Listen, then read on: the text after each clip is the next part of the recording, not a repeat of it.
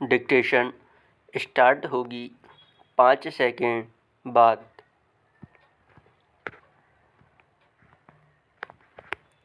Start. महोदय, पिछले 50-55 वर्षों से हम खादी संबंधी कार्यक्रम को कार्यान्वित करते आ रहे हैं। इस कार्य की ओर हमने पर्याप्त ध्यान दिया है और हम में से कुछ ने तो पर्याप्त समय भी दिया है। सबसे बड़ी कठिनाई मिल के बने कपड़े से प्रतियोगिता की है। एक और कठिनाई यह भी है कि सदा इतनी खादी उपलब्ध नहीं होती जितनी कि उसकी मांग रहती है। पैरा। खादी का आर्थिक आधार भारतीय जीवन संबंधी कुछ मौलिक तथ्य हैं। हमारा देश कृषि प्रधान देश है, जहां अधिकांश लोग किसी न किसी रूप में खेती-बाड़ी से अपना निर्वाह करते हैं। यदि आप एक किसान के जीवन पर दृष्टि डालें तो आप यह देखिएगा कि उसका खेत बड़ा हो या छोटा, वह और उसका परिवार वर्ष भर बराबर खेती के काम में ही व्यस्त नहीं रह सकता। उसे काफ़ी समय बेकार रहना होता है। दूसरे रोजगार की खोज में वह अपना घर छोड़कर नहीं जा सकता, क्योंकि खेती के काम में कभी-कभी निरीक्षण की आवश्यकता होती है। यदि बेकारी का वह सब समय जब किसान व्यस्त नहीं होता खादी तैयार करने के काम में लगाया जाए तो देश भर की आवश्यकता के अनुसार खादी मिल सकती है। पैरा। ऐसी अवस्था में कोई भी कम मजदूरी का प्रश्न नहीं उठाएगा, क्योंकि यह काम तो ऐसे समय में किया जाएगा जो बिल्कुल खाली होगा। उस खाली समय में किसान कुछ न कुछ कमाएगा ही, और वह कमाई ऐसी भी नहीं कि उसका कुछ भी मूल्य ना हो। कम से कम वह अपने लिए तो इतना कपड़ा तैयार कर ही सकेगा जिससे उसको बाजार से ना खरीदना पड़े।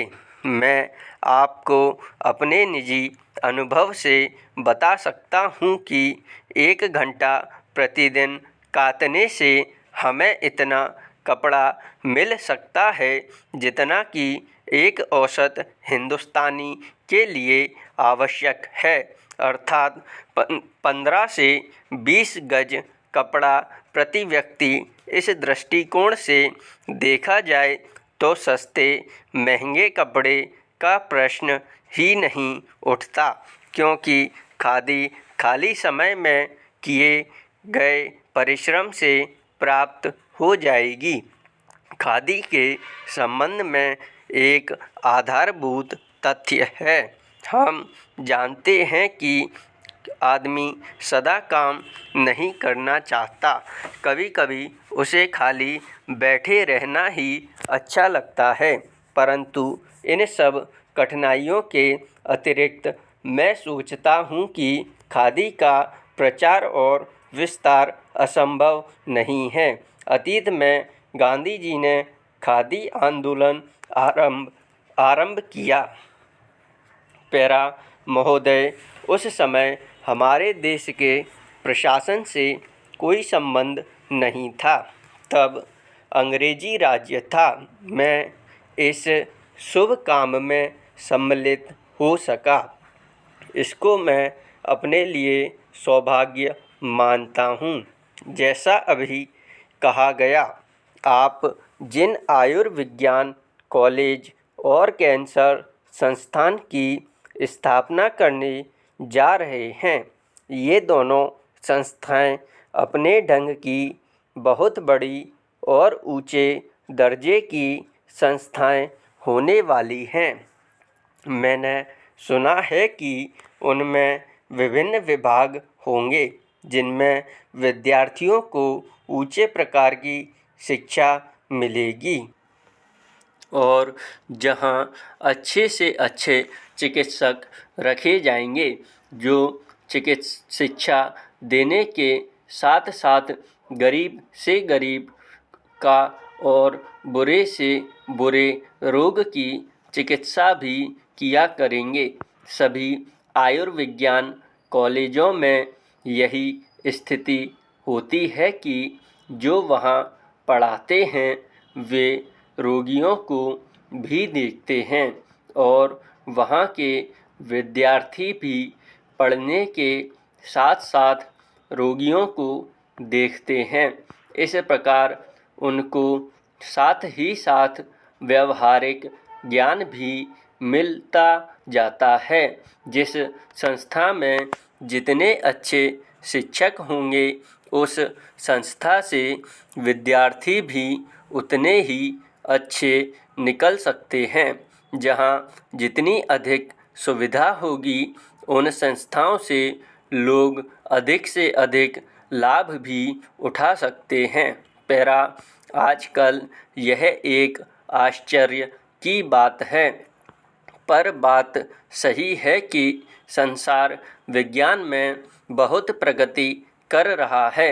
विशेषकर औषध तथा चिकित्सा के संबंध में पिछले जो 2 युद्ध हुए उनमें जहां एक ओर अधिक से अधिक घातक यंत्र तैयार हुए वहां दूसरी ओर औषधियों के निर्माण में इतनी उन्नति हुई कि जो बहुत से रोग पहले असाध्य समझे जाते थे वे अब नियंत्रण में आ गए हैं।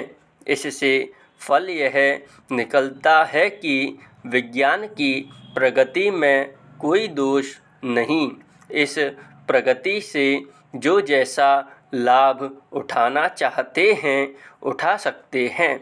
यह मनुष्य पर निर्भर है कि वह उस विद्या से लाभ उठाए या उसे हानिकारक बनाए। यह आश्चर्य और दुख की बात है कि जहाँ एक ओर इस विज्ञान द्वारा आज इतने लोगों को भयंकर से भयंकर रोगों से मुक्ति मिल रही है, वहाँ उसी विज्ञान द्वारा लोगों का जीवन संकटमय हो गया है। हम चाहते हैं कि हमारे देश के वैज्ञानिक चाहे वे विज्ञान के किसी भी क्षेत्र में काम करते हों इस बात को सदा अपने ध्यान में रखें कि यदि विज्ञान का कुछ भी अर्थ हो सकता है तो वह सेवा होना चाहिए, ना कि विनाश। तभी भावी प्रगति होगी। स्टॉप।